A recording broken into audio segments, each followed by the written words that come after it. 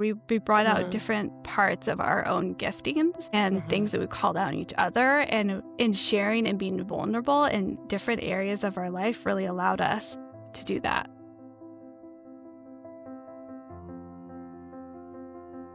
Welcome to Permission Slips, a space for you to practice paying attention to your life with kindness and self-compassion so you can discover the wholeness, purpose, and joy you were made for. I'm Jillian DeBritz, a life and leadership coach and a recovering perfectionist, learning alongside you how to give myself permission to be human. I am thrilled to have one of my very best friends in the whole wide world with me today for a conversation about friendship and the journey that we have been on together for the last 15 years. So Kandice Halferty, welcome. Thank you for being here, friend. Well, thanks for having me. I feel so honored. It's really, really fun, especially because we're not in the same town anymore. Rarely get to see each other in person, although I love that we're recording this almost exactly a week after your birthday. So we got to see each other last week in real life, Yeah. which was so great. Fun. But to have a conversation about the ways that our friendship has shaped us both. And again, I shared with you before we started recording that my hope really is to help people imagine where they might be able to cultivate deeper, more meaningful, more supportive friendships in their own life. Because as we were talking about before, I didn't know what was possible until I met you. And so I just want people to know. Very kind. I know. Well, you kind of set a high bar for what a friend could and should be, truly. And so I've learned a ton just from being in relationship with you for, the last decade and a half. What in the world? I know. It's crazy. I know. Through babies and everything. I know. Through babies before, I guess we met literally right after Zoe, your daughter, was born. Yeah. Oh my gosh. So Yeah, wild. before I had kids. So that's a funny story.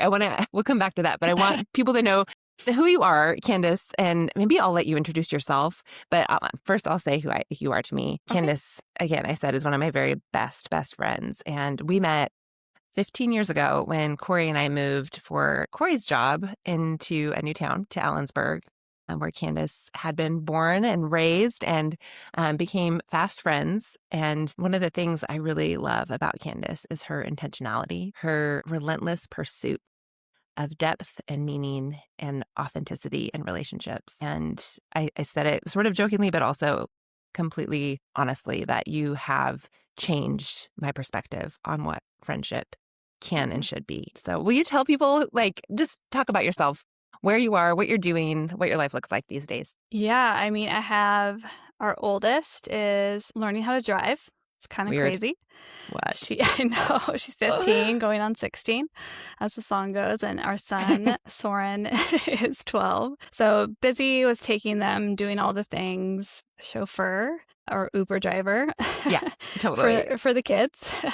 Yeah. And then my husband and I moved to Tacoma 8 years ago to plant a church in Tacoma. And so that takes up a lot of our time and energy, and we love it. At the same time, it can be a lot, but we love it. We love it. And currently I'm going back to school to get my master's in counseling. And that has been a stretch and a joy at the same time. So while my kids are at school, I'm trying to get my homework done. That's kind of what my days look like. Crazy. And then I also work very part-time at our church with our residency program and our anchor school is what we call it, of discipleship and ministry. And that has been also so much fun. I get to work with young adults and see them from start to finish improve and grow. And gosh, it really is such a cool experience to walk with them in their spiritual formation as they learn how to be leaders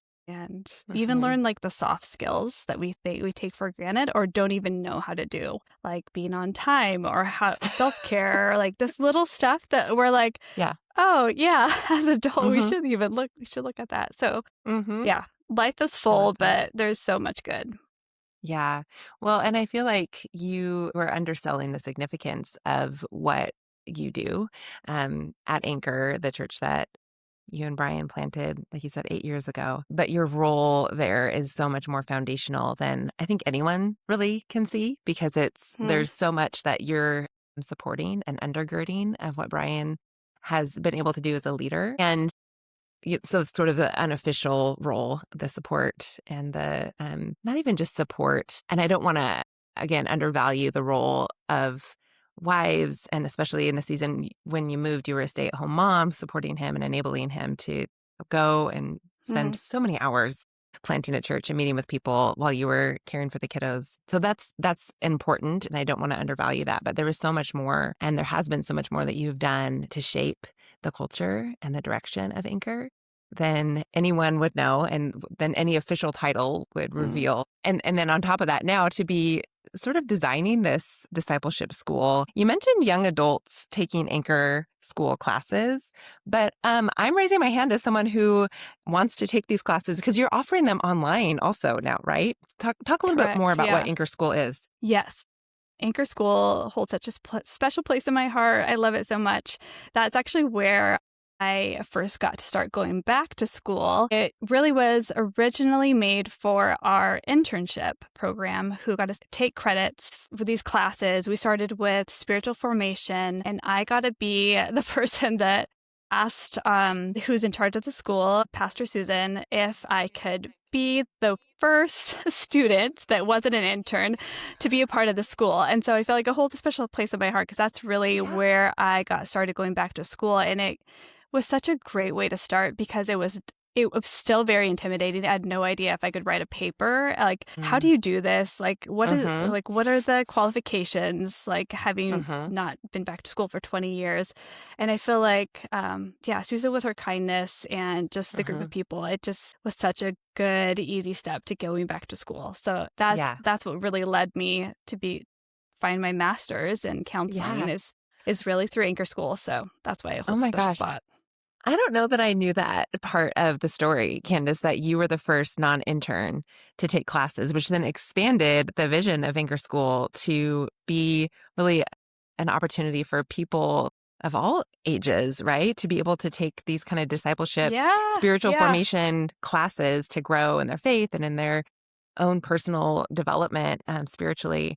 And you were mentioning Pastor Susan. So Susan is my spiritual director who I interviewed earlier in the podcast. I'll have to make sure to link our conversation there. But so she's who you work with to sort of in the part-time work that you do with Anchor School. But I love that of course you were the first person to ask, can I learn? Can I join this? Like, I want to grow. I want to be a part of this. I want to expand my knowledge and I see this. Can I be a part of that? Because that's who you are. You've always been Mm, such a learner, always been so hungry to grow, to learn, to acquire more knowledge and not just head knowledge, but like experiential knowledge. And so I love that now you and I get to be a part of a program that Anchor School is piloting starting in November called the hmm. Spiritual Formation Cohort. Can you talk about that? Yeah, I'm really excited. Yeah, the minute that I get to work with Susan, and she's an amazing human being. And the minute that she started mentioning doing a spiritual formation cohort, I was like, sign me up. I'm already Uh-huh. on board. Same. Um, Yeah.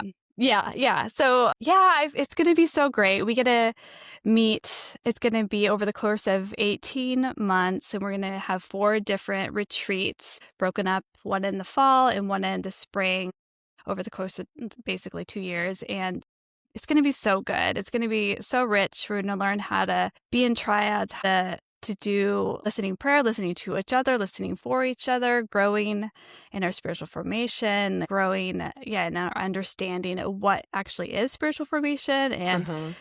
like with the history of spiritual formation. There's so much that we're going to uncover in that time, and it's going to be really great. There's going to be 20 of us, and you and I are going to be a part of that 20. It's going to be I can't great. wait. I cannot wait. So we weren't planning on talking about this, but I will be sure to link the registration page and the info in the show notes in case anyone listening is like, I live in the Northwest. You and I are in different towns. It's, anyone Hmm.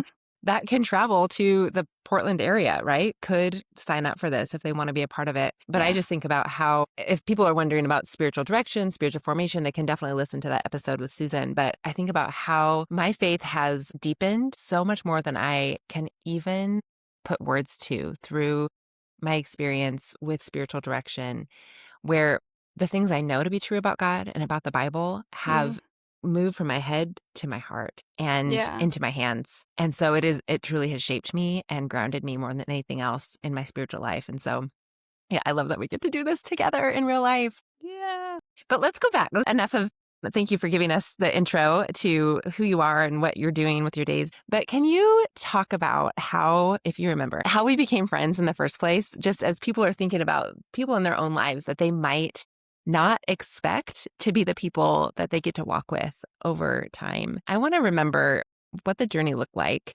for you and our friend Stephanie, who isn't with us today, but is such a critical part of the triad that we have together. Will you talk about our friendship and how it started? Gosh, well, I think our husbands were friends first. Corey and That's Brian were friends right. first.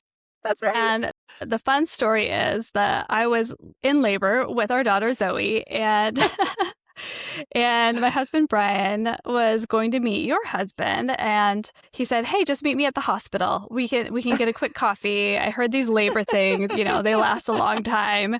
And I think you were the one who was like, "Corey, no, you cannot go meet him while his wife is in labor."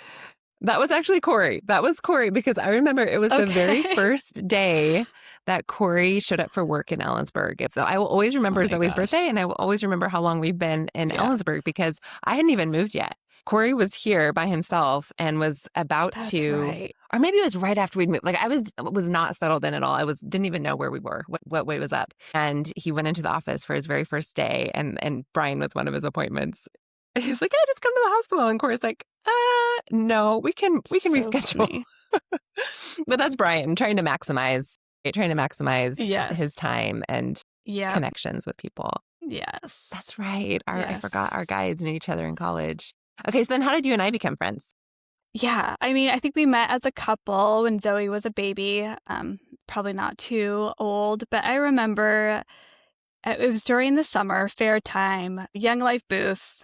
Potatoes, I think, was the thing at that point. Oh, it was And awful. we were there walking around with our new little girl. And I remember I saw you and I was like, "Oh my gosh, hey, Jillian, we need to get a walk." And I remember you like squatted down, you looked me in the eyes, and you were so intentional.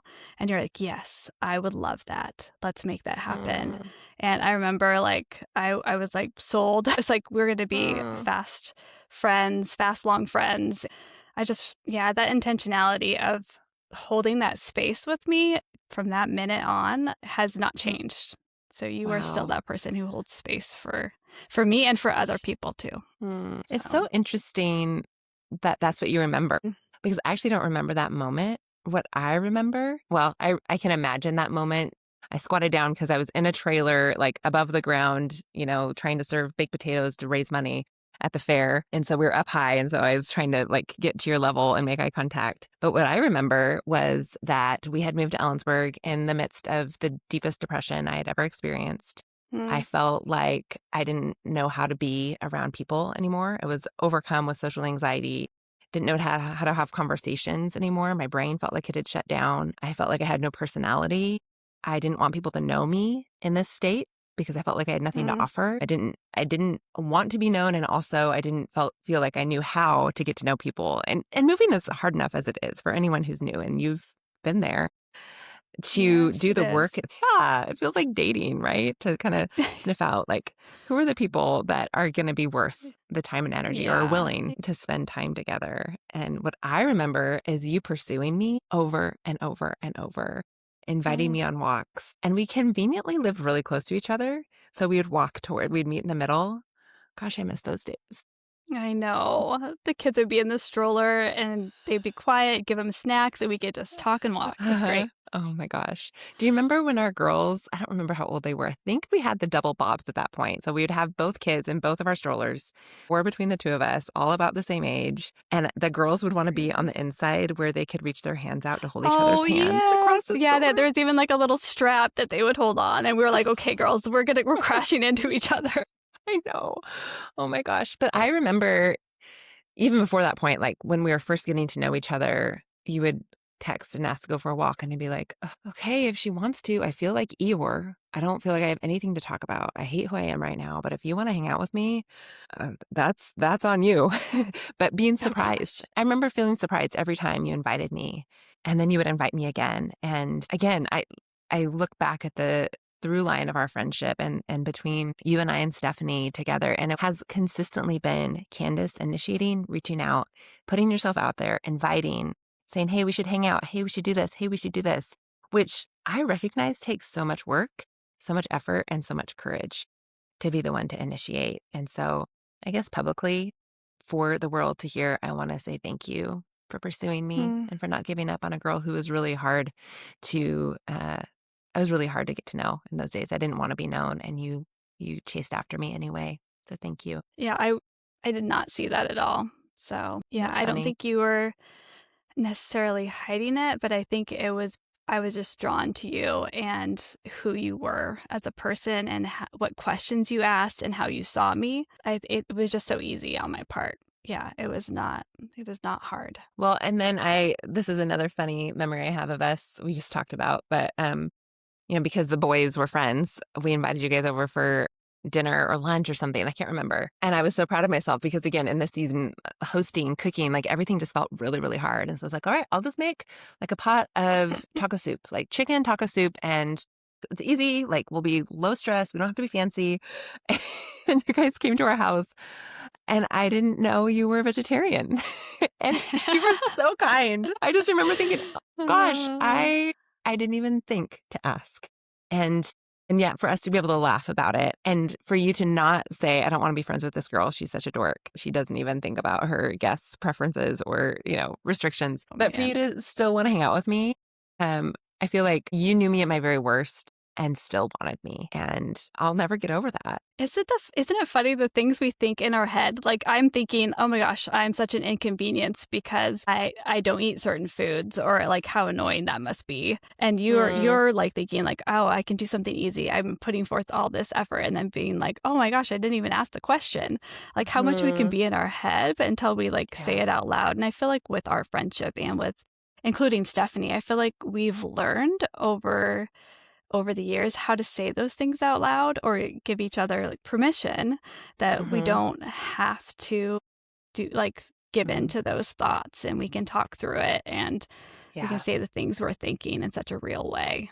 Yeah. Love that. Well, let's talk about that because I feel like there was a progression of our friendship that has forever changed the trajectory of my life. Like it's not an exaggeration to say that friendship with you and Stephanie has changed who I am and how I show up in the world. No question. And I feel the same. So, yeah, I remember it started with you, and then I want you to kind of take it from what you remember of how we kind of took it to the next level from, taco soup and walks to what it's become.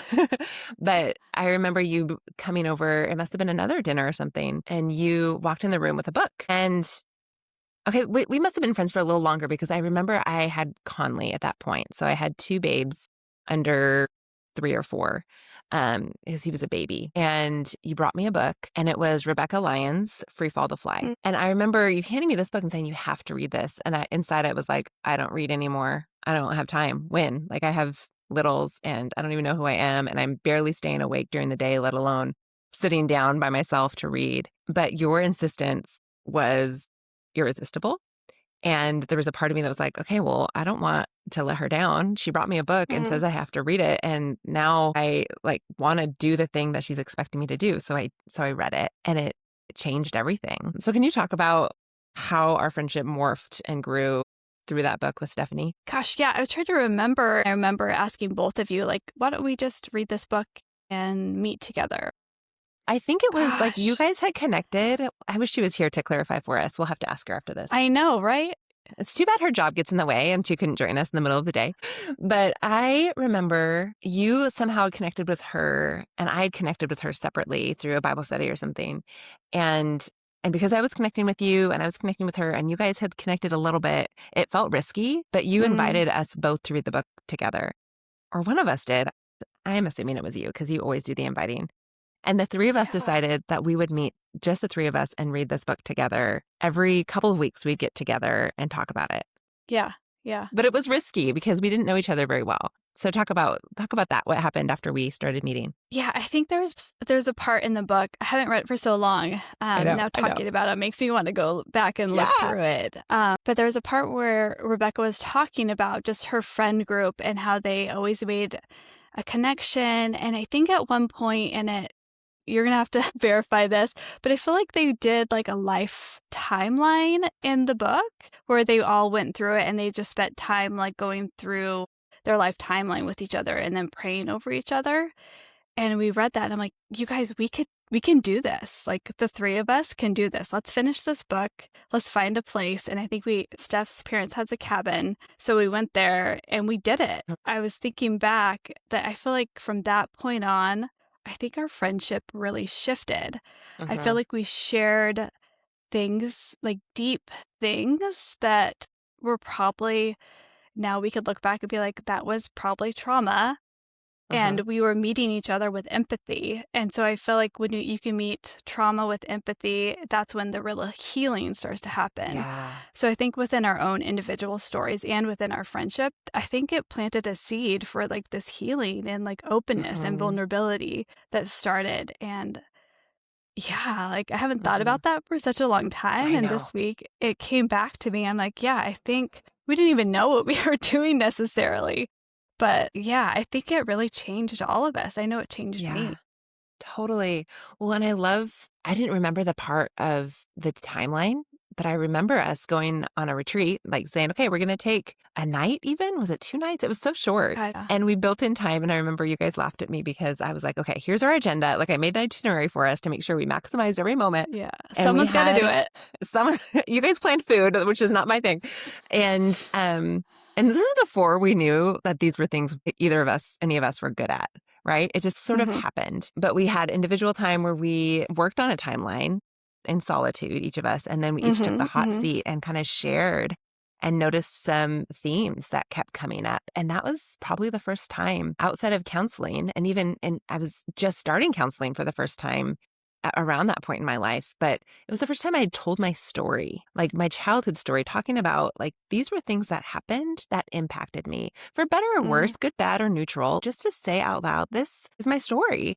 And to have you listen and pay attention to me with such care and compassion and interest, it was so vulnerable and healing at the same time. Yeah. But what I remember, even before the timeline, even before the retreat, is again, I'll have to find a link for Free Fall to Fly. I don't know where my copy is. It's the same. I want to reread it and just thank Rebecca Lyons at some point for how she planted the seed for all three of us. But I remember talking about her friendships and thinking, oh, I want that, which is what I hope people will hear here between us, right? Oh, I want that. I want to find that for myself. I'm going to create that for myself. Because I remember she talked about getting together regularly with a group of maybe other moms, or I don't know how she met her friends. They would meet on Tuesdays or, once a month or something, and they would go around and share vulnerably about what was going on. And that's what we started to do. We'd read the book and we talk about the book kind of, but more we would take turns and we would share what was beautiful and what was hard that week or that month. And then we would respond to one another with what we saw. And I had never had anyone speak such life to me. The way you and Stephanie saw me, you would say things like, Jillian, that's hard. You're doing a good job. This matters. Your tears make sense. You're not crazy. You're not too much. This is a lot. It is lonely to be a mom. No wonder. Like the way you saw me and validated my experience in itself was healing. But then the other thing that was so life-changing was you both started to say things and notice things about gifts that I had that I didn't know. No one had ever told me before. You started to say things like, Jillian, you're really good with your words. When you say things out loud to me, it's like you are putting words to things in my soul that I didn't know how to name. Or you would say things like, Jillian, when you write me cards or when you speak encouragement to me, your words have power. You need to write. You were the first one that told me you need to start a blog. And I was like, really? I should? What? But I would have never thought of that if you didn't call that out in me. Do you remember that dynamic between the three of us? And like, talk about the gifts, how we started to name the gifts that we saw in one another. And that was part of the book too, is I didn't know I was allowed to think about the things that made me come alive, the things I was good at, the things that I was dreaming about, the things that as a kid I used to do for hours. I didn't know I was allowed, especially as a mom and even as a Christian. I was like, oh, I don't want to be self-centered. I don't want to be self-absorbed and think about myself so much. But can you talk about that process and what it was like for you? Yeah, I feel like we were all in this place of figuring out, gosh, who are we? Yes, we're wives, we're moms, but like, really, who are we? What do we want? And I feel like I know I struggled a lot with what is my purpose? Like, like Ugh. who am I now? And I think all of us did at the same time. And I think we were, yeah, like you said, we were just able to call out the giftings of each other in such a very kind, thoughtful way, and also continue to recall those things as they came. So I think for you, like it started, you just asked really good questions, and you're able to take a conversation to like, what's the weather today, to like, gosh, don't you hate it when it rains and it makes you feel like what like whatever, like you just take it to like a different level. That's not actually a real example. It's just an example. That's helpful. It's helpful. But I just, yeah, the questions I think that you would ask would always make me feel like, gosh, how do you ask those kind of questions? Like, Hmm. how can I ask those kind of questions? So it was encouraging to me in a way to see your giftings of how it changed and shaped me and like made me want to become more like you in the best of ways. And I feel like, with Steph is such I feel like she just brings joy where she goes and Uh, play, and uh-huh. she seems down for anything, but also really willing to help and care for people so deeply. So I learned from her, like, skip over those puddles. We went on a hike one time, one of our getaways, like around North Bend, and we were hiking, and Stephanie would have to run and jump over these puddles, literally every single puddle. I And forgot. I was like, oh, I love this new glimpse of Stephanie. Like, she loves to play. Like, she loves to play. And I was like, I need to learn to play more. I am not good at playing. I'm not good at asking questions. These are things that I'm like, gosh, I want that for myself, and not in the best of ways. Like, and I feel like we brought that out in each other. We brought out Mhm, different parts of our own giftings and mhm, things that we called out in each other, and in sharing and being vulnerable in different areas of our life really allowed us to do that. mhm. Well, and I think about you and how much I learned from you, like I've said, about pursuing people. And Corey and I, when we were new to town, would always talk about how hard it was to have to be the one to constantly Mm, invite others to hang out, invite people to dinner, and initiate, pursue, because we're all just waiting for someone to ask us to be in mm-hmm. relationship. We're all just assuming everyone else is, Yeah. hanging out and doing all the things. But the truth is, that no one really wants to be the initiator. And you did that so beautifully, so consistently. But I also learned so much about hospitality from you and how intentional you always have been about creating welcoming, beautiful, safe, calm, peaceful spaces and the Mm, little things that you would do to create that sense of warm welcome. And even if you weren't welcoming us into your home, if you were in my home, you would still bring this sense of peaceful, fully present care for the people around you. And so I've learned it's funny, I didn't know that you liked the way I asked questions and wanted to do that. I didn't know mm, that was something you were thinking. But at the same time I was watching you and learning how to show up more fully and how to be more present with people and how to really see people. And yeah, it's just beautiful that in our friendship there was never a comparison or mm. competition. I don't really know how. Do you know? Maybe, yeah, that's a great thought. Maybe because we were able to be vulnerable earlier on. Yeah. Yeah. I don't know. I don't know if that's a thing. Probably. I think so. I think so because we weren't trying to put on any facade or mask. We were just laying ourselves open to one another, saying, these are the things that I want. These are the things I'm afraid of. These are the things that I'm struggling with. So it's almost like that sense of comparison and competition was disarmed and like not a factor because we weren't trying to impress each other. And we're also different too. I wonder if that's part of it is like you have such an artistic Mm, eye, such a unique style, and so many gifts that I don't have, but could never have. That it was almost like, oh, we're so different that I'm not going to try to be like Candace because I just want to admire her for who she is. And then I think about like fast forward. I've been doing a lot of reflecting lately on our journey and where God has taken us over a decade and a half, both together and separately. Because, like you said, 8 years ago, you moved. And so we were only in the same town. Of our 15 years of friendship, we've only lived in the same town for 7 of those. And so, because of our friendship over time, we decided to create this event together. Do you want to talk about if? yeah. Yeah. I think you're gonna have to remind me of the details. Was it you Yeah. who came to Stephanie and I and were like, "Hey, I want to start if, and I want you guys to help. Try to build this team. And we would meet and just envision and try to use our giftings the best we could. Mhm. And Yeah. then the event came, and all three of us came away from that bruised. Yeah. I And would say that broken was more than really, just bruised. Yeah. yeah, like Stephanie Mhm. broke her toe, right? Mhm. Is that what yeah, and I ended up having to get knee surgery soon after, and then we were Mhm. Yeah. moving soon after that as well. Yeah. Yeah. Yeah, Yeah, and you I can that was like share a kind of your mental thing, health, yeah. right? For me, it was a breaking point for my mental health. It led to, yeah, just the most painful year after that I've shared about a bit, like to the point of almost walking away from my faith, devastating, paralyzing anxiety, devastating depression. Like, what in the world, God, if I'm working this hard to serve you and what comes of it is like my brain breaks, why? Mm, Why would I continue doing things for you if this is how you treat your people? Like, that's lame. mm, But it was really interesting that, like you said, we were using our gifts. We were coming together and saying, okay, like we've had this friendship.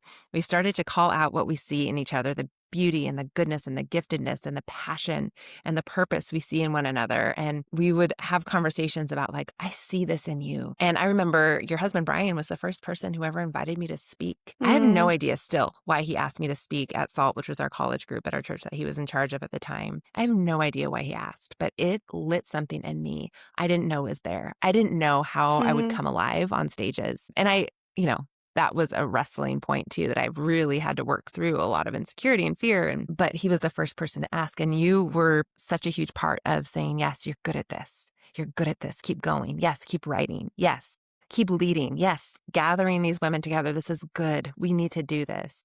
And so we were doing our best to use our gifts to overflow into our community. And for those who are familiar with If Gathering, who aren't familiar with it, If Gathering is mm, an international organization now that is basically a conference for women that they try to equip and empower women to lead in their spaces. So wherever we are, giving us resources and tools and content to help lead. So it was a live stream conference that we planned for our town and then streamed the content that they had put together. And it was such a big deal for me, but for all of us, I mhm, think, to mhm, have a space to use our gifts. We didn't know in the season of motherhood that we were in if there was room for us at the table. And we didn't know where we fit and we didn't have much time, but we together figured out a way to each bring what we had. And it was so beautiful and so mm. fun and so hard and so much work. And God showed up. He showed up in such beautiful ways. But like you said, it was a bruising and a breaking point for all three of us where yeah, our bodies broke, our brains broke, and it was almost like our friendship kind of like scattered for a bit. And where I remember Mhm, letting you down. I was in this paralyzing season of anxiety, and I think we were traveling too when you had surgery for your knee, and I didn't show up for you, and I hurt you for reasons that were legitimate to me at the time, but legitimate or not, I didn't show up in the way that you needed. And I remember you told me, and it was so painful to know that I'd let you down. But then I remember, yeah, you guys moved, and there was every reason for our friendship not to continue. And like we kind of had this sort of traumatic, like, all right, that was a mm. big thing for us to do this event together. And now none of us are okay. And you're moving, and it could have easily been the end of our friendship. I'm curious if you have thoughts about why it wasn't. Like, how did we continue to be friends? I think up until that point, we talked about, I feel like past things in the past that that hurt us, or like, Hmm. trying to figure out who we are, what we want to do, what are our giftings. But this was the first time we all experienced a different breaking and bruising Mm, at the same time, but in different ways. And so we are all wow. responding in different ways. And I think we kind of lost, like, I don't think we were all so like in our own hurt. I don't think we were able to have that conversation of, gosh, like we knew what was going on with each other, but we didn't Hmm. really know what was going on with each other. So I think Yeah. because gosh, it's so true. Like, would we deal with things that are really hard? We just kind of turn inward and we look at kind Yeah. of what's happening only to us, and we kind of Yeah. forget how to look outward. And I feel like, gosh, that was such a, a spiritual formation, I think, point in our life, like where we did all turn inward and we were all struggling and we didn't voice what we needed. And what I love from looking back at that season is God was doing something in all of our lives, not only in our friendship, but I think in each and every single one of us. Like there was a breaking that needed to happen for us to continue to grow. And so God was calling us not only into a friendship, but to lead this ministry because he had more for us. Like it wasn't just about hosting this if gathering. God was like calling us into our giftings, into each other. And I love that we had that shared time to look back on. And I think what helped us move forward is just healing. I think individually we needed to heal before we could really see beyond to see each other again. Yeah. I don't So know. beautiful. Right. And I think you're right. It needed to happen. Like each of our individual stories, God was doing something new that we couldn't see at the time and really pissed me off, if I'm honest. Like I hated Yeah, it. I yeah. hated that Yep. it was so painful for each one of us. And if I could go back and do anything different, I wish that I could have come for you, showed up for you, because I know you would have wanted to do the same. But we didn't, like you said, have the skills or ability at that time to see outside of our own pain. Um, and I love the compassion that you just brought, even as you're telling the story, the compassion you have for all of us when we were younger and the place that we were in. But I do actually remember some really healing conversations in the midst of our pain where, Mm. and it was like months in, and it was nowhere near as much as we wanted or needed, but there were little glimmers of like, hey, this is really hard. I don't know how to do this. Or like, I'm really struggling. Or I remember you would send, was it Voxer messages? Did we use Voxer or Marco I Polo? don't think we did. Was it texting? It might have Did we been just Voxer, text? actually. I think it was Voxer. But I remember you Yeah. talking about how hard it was in your transition. And you continued to reach out to us in your struggle. You continued to be vulnerable, and your continued vulnerability, instead of staying inward. And I think because you were so desperate for connection, because you were new and you were lonely and it was overwhelming to start a Mm. church, your desperation led you to continue reaching out to us. I don't know that we would have stayed friends, Candice, without your pursuit. And I actually Mm. hate admitting that, because like I think about my history. I shared this a couple episodes ago, I think. I moved around a ton growing up and just lost contact with people. And so I think that's what Mm-hmm. I expect anytime a friend moves. It's like, okay, well, that was a really beautiful season and I bless them and I loved it, but that's the end of our relationship. But because you continue to initiate, you continue to reach out, the three of us have maintained, obviously our friendship has changed. It looks different now, but maintain that sense of deep connection and love even over the last 8 years since you've been in a different town. So thank Mm-hmm. you. Thanks for fighting for us. Gosh, I think our friendship was such a lifeline in that the first couple years of church planning was really, really hard. And I think if I Mm-hmm. didn't have friends that weren't here, Mm-hmm. I don't know, like it would have been even harder, I think. Yeah. But having friends who knew me enough who weren't here on the ground was so helpful at that time. Mm. So I feel like that's changed my perspective on Yeah. friends who we can't do life together in the way we used to. We're not in the same town, but Mm-hmm. there's something that's changed my perspective of, gosh, it does mean a lot to have those friends that see you that don't live in your same town. That's That actually you a have gift. history with. Yeah. We Yeah. have a lot of history. You've seen me over time. And yeah, you're not inundated maybe in the day to day the way other friends might be. And so you're able to have that kind of bigger picture, longer term perspective to tell me. Like I remember for so many years, you used to say to me, Jillian, gold is coming.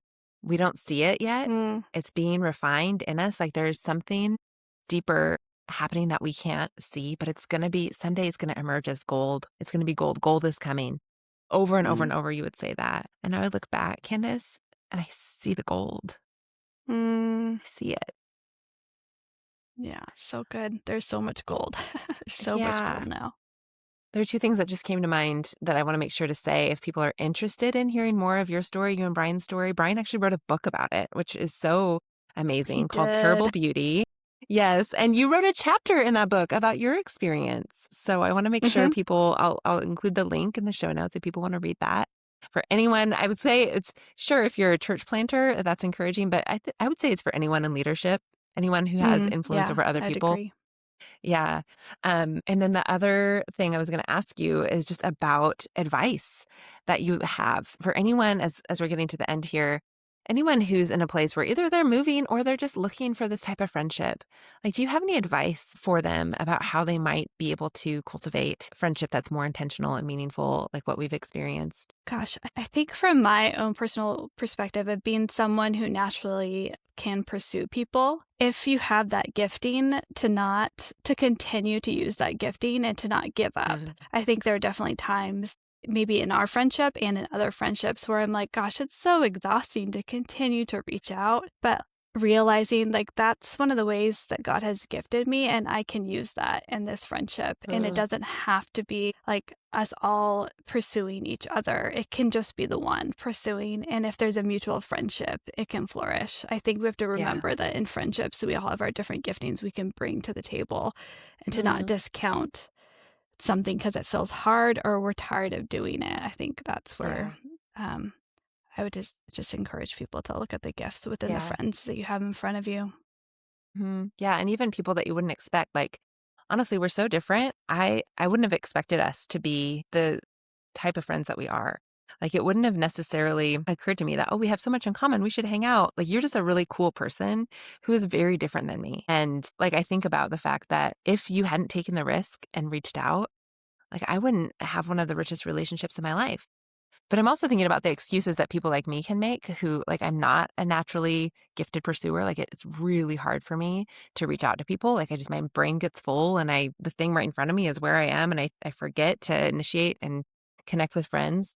I don't want that to be an excuse in my life, though. And so I want to Mm, encourage the people who maybe aren't as naturally gifted in that to reach out anyway and to initiate anyway, more than feels comfortable, knowing that the people who respond may be not the ones you expect to be the richest relationships. But when there is a mutual pursuit, the people who respond are the ones that are worth investing in. I feel like there have been relationships in my life where it's one-sided. And sure, every friendship has seasons where, like, I'm pursuing you or you're pursuing me more, and one of us has more to give than the other. And all of my friendships, it's never completely equal at the same time. But if there are friendships that are completely lopsided all of the time, that's to me a signal that maybe it's a friendship that doesn't need to be as high of a priority in that season. But the hmm friendships Yeah, that's where good. there's kind of a mutual pursuit in different seasons, but it's reciprocal, that feels like an indicator to me that that's a relationship. That's a relationship worth pursuing. I'm thinking about one of my closest friends here in town. Again, like, I kind of told her I don't really have room for more friendships in my life when she moved to town. And I was like, I really like you, but I just want you to know I'm bad at friendship and I don't have space.